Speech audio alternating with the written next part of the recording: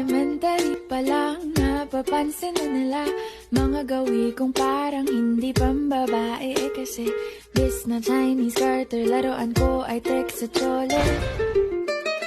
Pero no, makilala kita, nagbagong bigla ang aking timpla. Natutuwa ko na magpariban at mag-ahit ng kilay at lison sa man. Hindi ko alam kung anong meron ka na sa akin ay nagpalambot ng bigla. Sinong mag-aakalang lalaki pala ang bibiyag sa tulad kong tigring gala. Kaya nga noong makilala kita, alam mo na agad na mayroong himala. Natutuwa kong magtakong at napadalas ang pagsuot ng bestidang pula.